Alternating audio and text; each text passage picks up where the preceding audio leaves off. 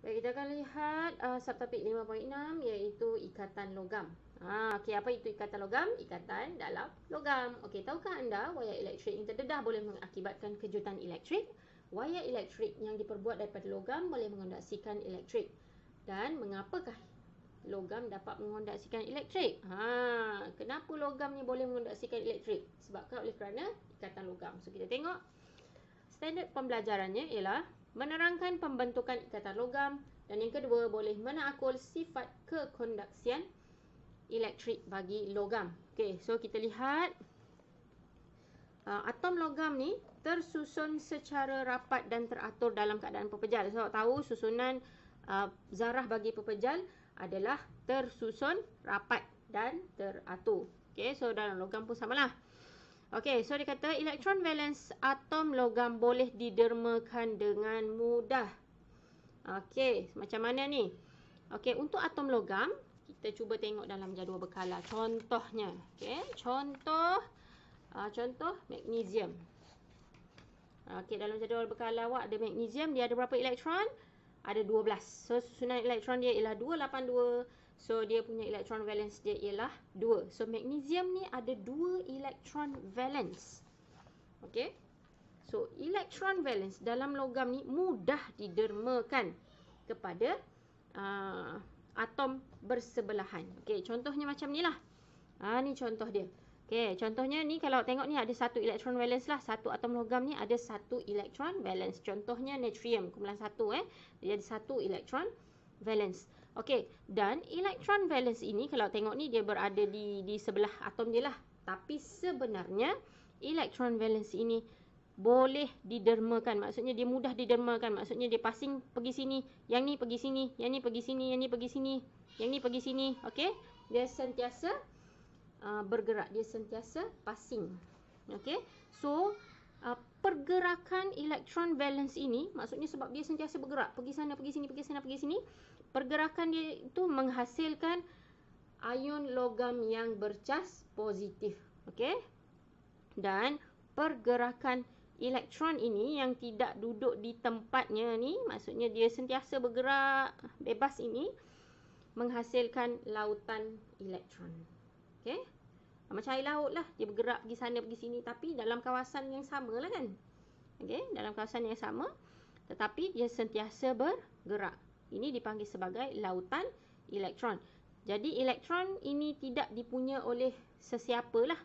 Maksudnya dia boleh pergi merata-rata di antara atom-atom logam ini. Okey, so sekarang dia dah tak jadi atom dah, dia jadi ion logam yang bercas positif. Sebab apa? Sebab dia punya elektron valence sentiasa bergerak ataupun didermakan. Okey, so sekarang ada ion logam bercas positif dan lautan elektron yang sentiasa bergerak. Okey. Dan maka daya tarikan elektrostatik antara lautan elektron dan ion logam bercas positif membentuk ikatan logam. Okey, lautan elektron yang bercas negatif ini akan membentuk ikatan dengan ion positif logam, membentuk ikatan logam. Itulah dia ikatan logam. Okey.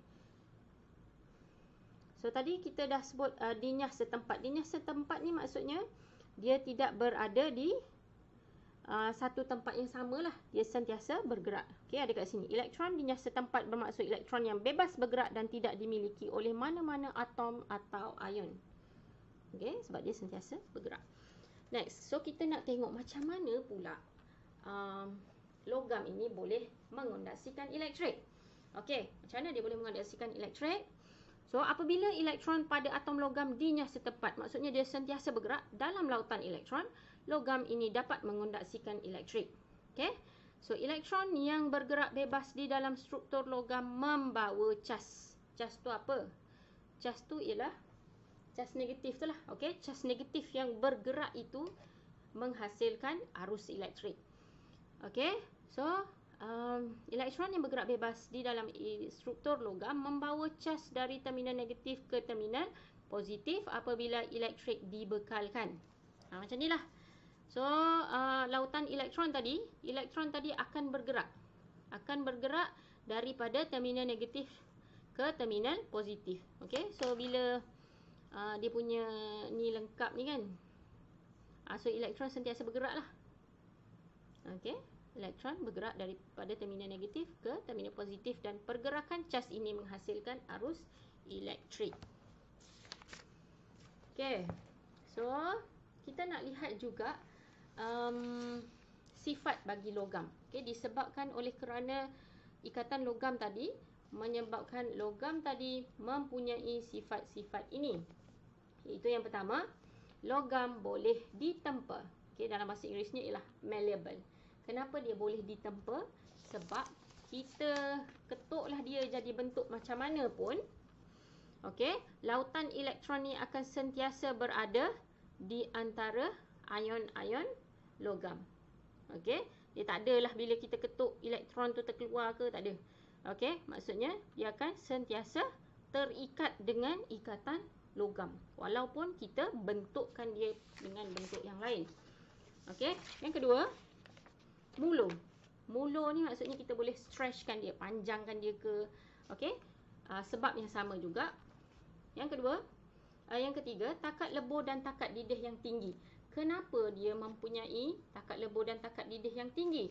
Disebabkan oleh kerana daya elektrostatik ni adalah daya yang kuat. Okey, daya elektrostatik yang kuat antara lautan elektron dan ion logam bercas positif ni adalah kuat, menyebabkan takat lebur dan takat didih dia tinggi. Okey, so kalau nak pisahkan ion-ion logam ni memerlukan tenaga haba yang banyaklah untuk mengatasi daya tarikan elektrostatik tadi. Okey, yang keempat, dia adalah konduktor haba yang baik dan juga konduktor elektrik yang baik disebabkan oleh kerana ada lautan elektron yang sentiasa bergerak. Okey, so kita tengok latihan. Okey, ini ialah latihan awak. Okey, iaitu ujikan diri 5.6. Okey, yang pertama, apakah yang dimaksudkan dengan elektron dinyas setempat? Ada kat sini ya. Jawapannya ada di sini. Okey, seterusnya, bagaimanakah ikatan logam boleh terbentuk di dalam logam? Okey. So jawapannya ada di sini. Disebabkan daya tarikan elektrostatik antara lautan elektron dan ion logam bercas positif membentuk ikatan logam. Okey. Soalan yang seterusnya, dengan menggunakan logam aluminium sebagai contoh, jelaskan bagaimana logam dapat mengonduksikan elektrik. Jawapannya sebenarnya dah ada kat sini pun. Di sini. So, tukar je lah dengan aluminium. Okey, jawapan dia, apabila elektron pada atom aluminium dinyas setempat di dalam lautan elektron, logam aluminium dapat mengonduksikan elektrik. Okey, elektron yang bergerak bebas di dalam struktur logam aluminium membawa cas dari terminal negatif ke terminal positif apabila elektrik dibekalkan. Itu ialah dia punya jawapan. So, jawapan saya dah bagi. Sila buat latihan. Okey, bye-bye. Assalamualaikum.